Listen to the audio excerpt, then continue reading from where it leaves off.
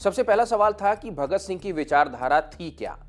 चमनलाल कहते हैं कि भगत सिंह को भगत सिंह के जरिए ही समझने की जरूरत है, इसलिए उनकी जेल डायरी सहित उनके अन्य लेखों को भी पढ़ना जरूरी है।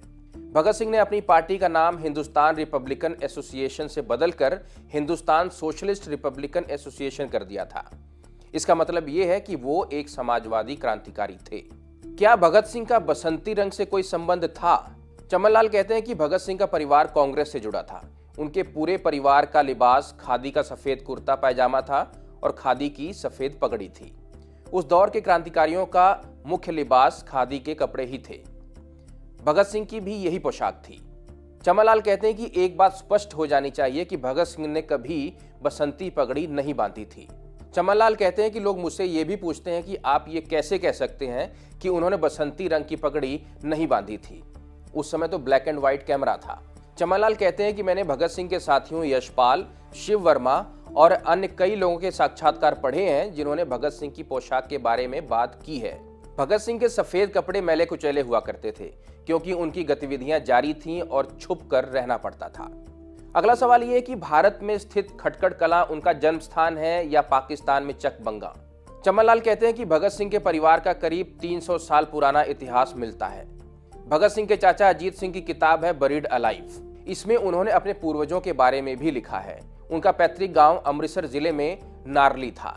हालांकि नारली में उनका कोई निशान नहीं मिलता है, लेकिन अजीत सिंह की किताब में उस गांव का जिक्र जरूर है। तब अगर किसी की मौत हो जाती थी तो उसकी अस्थियां हरिद्वार प्रवाहित करने के लिए ले जाया करते थे। उस जमाने में कोई साधन नहीं था, इसलिए लोग पैदल ही चलते थे। उनके पूर्वजों में एक युवक था जो किसी की मौत के बाद अस्थियां लेकर हरिद्वार के लिए निकला था। रात हो गई, वो खटकड़ कला पहुंच चुका था। इसका पहले नाम था गढ़ कला। गढ़ का मतलब होता है एक किला। युवक ने किले के मालिक से रात को ठहरने के लिए इजाजत मांगी। जिनके यहाँ वो नौजवान रुका उनकी एक ही बेटी थी। उन्हें वो लड़का पसंद आया। जब वह सुबह जाने लगा तो उन्होंने कहा कि तुम लौटते वक्त भी हमारे मेहमान बनकर आना। वापसी में उन्होंने अपनी बेटी की शादी की बात उस लड़के से की और शर्त रखी कि शादी के बाद आपको दामाद बनकर हमारे यहाँ ही रहना पड़ेगा। भगत सिंह के चाचा अजीत सिंह की किताब में लिखा है कि जब युवक की शादी हुई, किला भी उस नौजवान को मिला। उस दौर में विवाह में मिले तोहफे को खट कहा जाता था। खट को दहेज भी कहा जाता था। फिर जगह का नाम गढ़ कला से बदलकर खटगढ़ हो गया। समय गुजरता गया और ये नाम खटकड़ हो गया। इनके पुरखों में फतेह सिंह महाराजा रणजीत सिंह की सेना में थे। जब पंजाब पर अंग्रेजों का राज हुआ तो सजा के तौर पर इनकी कुछ जमीनें अंग्रेजों ने छीन ली। जमीन वापस पाने के लिए पंजाब के मजीठिया परिवार के लोगों ने फतेह सिंह को अंग्रेजों का सहयोग करने और जमीन वापस लेने की सलाह दी। इस सलाह का जवाब देते हुए फतेह सिंह ने कहा था कि वो ब्रिटिश हुकूमत के सामने कभी नहीं झुकेंगे। तभी से ही भगत सिंह का परिवार देशभक्ति से जुड़ा। भगत सिंह के दादा अर्जन सिंह फतेह सिंह के बाद दूसरी तीसरी पीढ़ी में आते हैं। सन 1900 के आसपास लायलपुर और मिंटगुमरी के नए जिलों का गठन किया गया। इन जिलों में नहरों का निर्माण किया गया। यहाँ की जमीन उपजाऊ थी। मौजूदा भारत के माझा और दोआबा इलाके से बड़ी संख्या में लोग वहां खेती करने गए। भगत सिंह के परिवार को भी जमीन आवंटित की गई थी।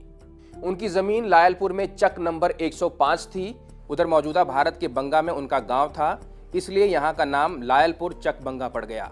भगत सिंह के पिता और चाचा भारतीय पंजाब में पैदा हुए थे और भगत सिंह का जन्म लायलपुर चकबंगा यानी मौजूदा पाकिस्तान में हुआ। 1965 में प्रकाशित भगत सिंह की भतीजी वीरेंद्र सिंधु की हिंदी में एक किताब है भगत सिंह और उनके पूर्वज। उस किताब में उनके पूरे खानदान का इतिहास है। भगत सिंह का जन्म 27 सितंबर को हुआ या 28 सितंबर को। भगत सिंह के भाई कुलतार सिंह की बेटी वीरेंद्र सिंधु ने अपनी किताब में लिखा है कि भगत सिंह का जन्म 28 सितंबर को सुबह करीब 9 बजे हुआ था। अब अहम सवाल यह है कि जब भगत सिंह और उनके साथियों को लाहौर में फांसी दी गई तो फिरोजपुर के हुसैनीवाला में अंतिम संस्कार क्यों किया गया था? आधिकारिक आदेश के मुताबिक 24 मार्च की सुबह फांसी होनी थी, लेकिन 23 मार्च की शाम को ही फांसी की तैयारी कर ली गई थी, क्योंकि ब्रिटिश सरकार को डर था कि कहीं जेल पर हमला ना हो जाए।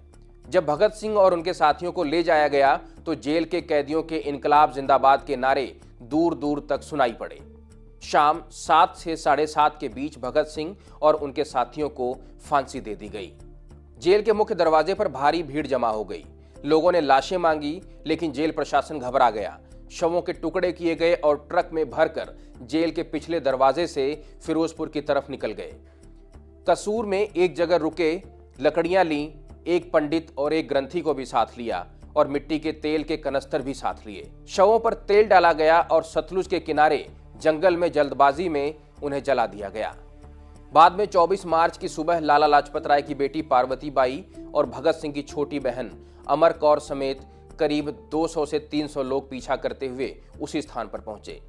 काफी खोजबीन के बाद मिट्टी खोदते समय अधजली हड्डियां मिली। अस्थियां लाहौर लाई गईं। भगत सिंह, राजगुरु और सुखदेव की अर्थियां तैयार की गईं। तब रावी नदी के किनारे तीनों के अंतिम संस्कार के लिए भारी भीड़ इकट्ठा हुई थी।